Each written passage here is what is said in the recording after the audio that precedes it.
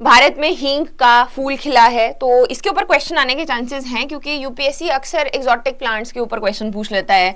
गुच्छी के ऊपर पूछा गया था, हल्दी के ऊपर अभी पीछे पूछा गया, उसके अलावा कॉफी के ऊपर पूछा गया है। तो सिंस हींग न्यूज में भी है, हम इसके बारे में सारी बेसिक चीजें पढ़ेंगे, किस तरीके का प्लांट है, कब इसको एक्सट्रैक्ट किया जाता है। अब हींग का पहला पौधा लगा है तो हम कहीं से इम्पोर्ट तो करते होंगे, कंज्यूमर हैं तो कहाँ से करते हैं, वही सारी चीजें देखेंगे। तो सबसे पहले शुरुआत करेंगे हम लोग कि कहां पर ये जो फ्लावरिंग है, फर्स्ट फ्लावरिंग हुई है।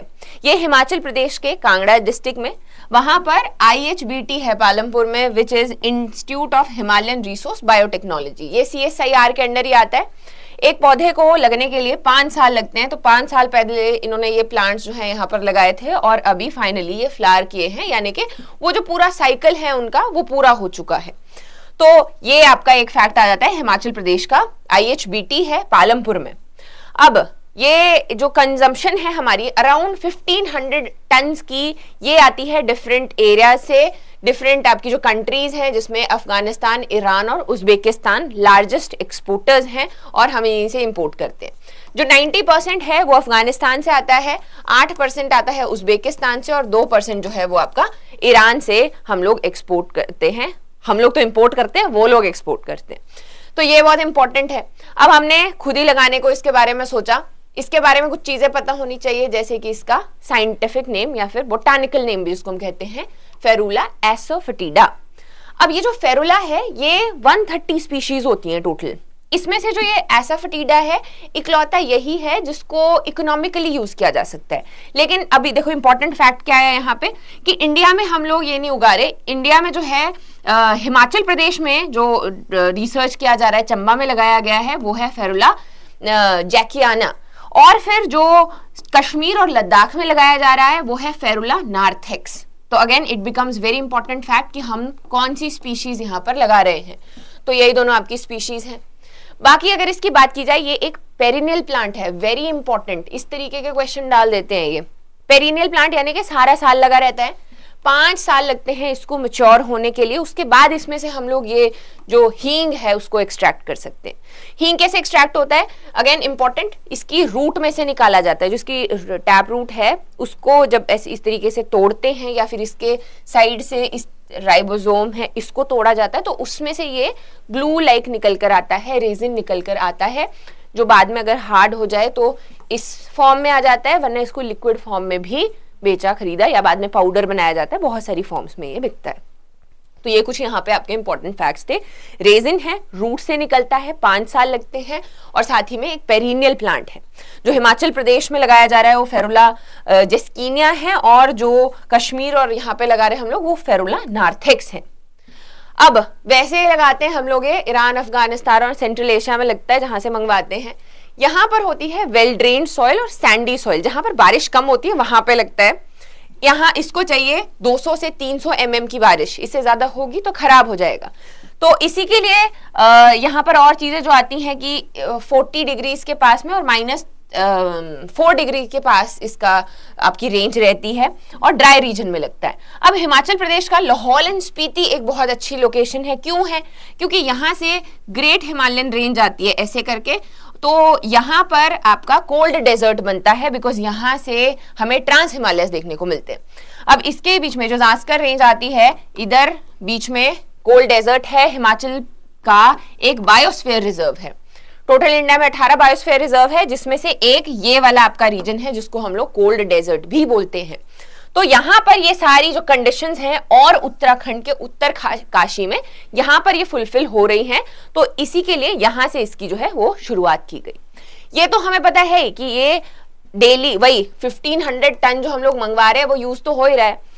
तो यूज तो हो रहा है कहाँ कहाँ पे, डिफरेंट कुजीन्स में। बहुत सारी आयुर्वेदा में बड़ा मेंशन किया गया है कि अगर पेट में दर्द होता है तो नाभि पे हींग लगाया जाता है ना, ऐसे करके महाभारत में बोला, आयुर्वेदिक क्लासिक्स में इसका मेंशन है।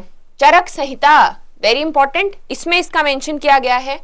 पाणिनि ने अष्टाध्यायी में भी इसका मेंशन किया है और साथ ही में आपका ये पिपलद संहिता आती है जो कि अथर्ववेद में इसका मेंशन है, ये ऋषि पिपलत थे जिन्होंने लिखी थी, तो यहाँ पे भी इसका मेंशन है। एंशिएंट टाइम से हम लोग इसको यहाँ पर यूज कर रहे हैं कि इससे हमारा जो डाइजेस्टिव इश्यूज हैं वो ठीक रहते हैं, रेस्पिरेटरी हेल्थ अच्छी रहती है, और बहुत ही छोटी मात्रा में इसका इस्तेमाल किया जाता है। पंजेंट स्मेल इसकी यहाँ पर रहती है, पंजेंट रेजिन भी इसको कहते हैं, ठीक। डेविल्स डंग भी इसको कहा जाता है। तो ऐसे करके बड़े सारे नाम हैं। अब हम सिंस ये लगा ही रहे थे तो हम लोग को इंस्टीट्यूशंस भी चाहिए थे, तो अगेन इनको याद करेंगे। इंस्टीट्यूशंस एक है आपका हींग germplasm resource centre, since Palampur IHBT में ये प्लांट्स लगाए गए, वहीं पर 2022 में इसको भी एस्टैब्लिश किया गया, जहां पर आपकी कंजर्वेशन, रिसर्च, ट्रेनिंग, सारा का सारा हिसाब जो है वो हींग का देखा जाएगा। दूसरा आ गया टिश्यू कल्चर यूनिट। अब इसमें जो आपकी सरकार है हिमाचल प्रदेश की, उसने इसको फंड किया, और कि हींग अभी हम बड़े स्तर पे लगाने वाले हैं तो इसको लगाया जाएगा, तो ये आपका आ जाता है। अब एक और चीज यहाँ पर समझनी है कि अब जैसे हम लोग प्लांट लगाएंगे ना, स्टार्टिंग में ये फ्री में दिया गया, या फिर जब सेल्फ हेल्प ग्रुप्स हो गए उनको पौधे दिए गए, क्योंकि एकदम से फार्मर लगाना नहीं छोड़ता कि अपनी सारी जो भी पैदावार है उसको हटा के वो वहां पर लगाना शुरू करे। तो अब सिंस 5 साल लगेंगे इसको मैच्योर होते होते, तो हर साल कुछ पौधे लगाए जाएंगे ताकि आगे आके कंजिक्यूटिव एक एक पौधा जो है वो मैच्योर होता रहे। तो ऐसे करके यहाँ पर ये बांटे गए। अगर हम लोग पहले प्लांट की बात करते हैं, वो लाहौल एंड स्पीति के क्वारिंग गांव में लगाया गया 2020 में, तो 2025 आ गया। 5 साल में जो है यही वो वाला टाइम पीरियड है जब अलग अलग जगह पे ये लगाए गए और अभी ये मैच्योर हो रहे हैं यहाँ पर। और फिर हम लोग थोड़ा थोड़ा आगे बढ़े, जैसे कि जो मिड हिल्स के रीजन है, झंझेली है मंडी में, वहां को भी मैं आपको मैप के साथ समझाती हूँ कि पहले हम लोग यहीं पे लगा रहे थे क्योंकि यहाँ ग्रेटर हिमालयन रेंज आ गई या आपकी रास्कार आ गई इनके बीच में। फिर हमने क्या किया, इधर जो बाकी के एरियाज हैं वहां पर भी लगाना शुरू कर दिया। इधर से आपकी धौलाधार ऐसे गई, तो हमने कुल्लू में लगाया है, मंडी में लगाया है, किन्नौर में भी लगाया है, एज वेल एज चंबा में लगाया, लाहौल स्पीति तो चलो है। अगर आप HS एग्जाम की तैयारी कर रहे हैं हिमाचल के, तो वहां के लिए आपको ये स्पेसिफिक थोड़ा सा इसको देख के जाना है। जैसे मंडी का जो झंझेली है ये बहुत इंपॉर्टेंट है। अब हम मिड हिल्स में आने लग गए क्योंकि हमने वैरायटी में कुछ चेंजेस लेकर आए। रिसर्च जो है इतने टाइम से वहां पर चल रहा है और उसी के साथ में अब यहाँ पर ये कामयाब है। अब देखो और क्या क्या चैलेंजेस क्या हो सकते हैं। टेम्परेचर्स, ये वो सारी चीजें डिफरेंट ही है, थोड़ा क्लाइमेटाइज करने में फर्क टाइम लगा, तो डोरमेंसी इश्यूज आए कि प्लांट जो है वो खराब हो गए, लो जर्मिनेशन, ये सारे थे। लेकिन अगेन बहुत सारे ट्रायल्स जो हैं वो IHBT ने कंडक्ट किए एंड फाइनली क्या हुआ, ये आपका जो हमें ग्राउंड ब्रेकिंग यहाँ पर हिस्टोरिक ब्रेक थ्रू मिला है कि फूल जो है वो खिल गया। अब जो फूल खिला इसका मतलब है सक्सेसफुल क्लाइमेटाइजेशन है, जो आपकी रिप्रोडक्टिव साइकिल है एक फ्लावर की वो पूरी हो चुकी है, और यहाँ पर इंडिजीनियस सीड प्रोडक्शन भी होगी। अब एक और चीज जो समझनी है वो ये कि अब हमने जब प्लांट निकाल दिया ना, इसका हींग निकालने के लिए, वो रेजिन निकालने के लिए, तो जो प्लांट है वो खत्म हो जाता है। इसके ऊपर जो लगे हुए फ्लावर्स हैं जिनके ऊपर सीड है वो भी खत्म हो जाता है क्योंकि हमने प्लांट निकाल दिया। जब 5 साल के बाद पौधा मिलता है ना, तो उसमें हम लोग एक ही चीज कर सकते हैं दोनों में से, या तो हम लोग हींग निकाल सकते हैं या तो हम ये फूल को पकने देके उसमें से सीड जो है वो एक्सट्रैक्ट कर सकते हैं। तब आपका हींग जो है वो रेजिन निकलना बंद हो जाएगा, ये पक जाएंगे, ये वो आ गए। अगर हमने इसको तोड़ दिया तो ये नहीं पकेंगे, तो हमारे पास सीड नहीं रहेंगे। तो you have to make a choice कि दोनों में से हमें क्या चाहिए होता है। तो ऐसे करके यहाँ पर हमारा इंडिजीनियस सीड प्रोडक्शन जो है वो भी हो जाएगी। अब इसके साथ में क्या क्या अपॉर्चुनिटीज ये लेकर आएगा, तो डेफिनेटली इंपोर्ट जो हम लोग आपका 1500 टन जो है वो करीब 950 करोड़ 950 करोड़ के पास का इंपोर्ट है, वो किया जाता है, वो कम हो जाएगा। जो फार्मर है अगर ये खुद लगाएंगे तो इनकी इनकम भी इंक्रीज होगी और साथ में एक सप्लाई चेन बन जाएगी जो कि अपने आप में सेल्फ रिलायंट यहाँ पर रहेगी।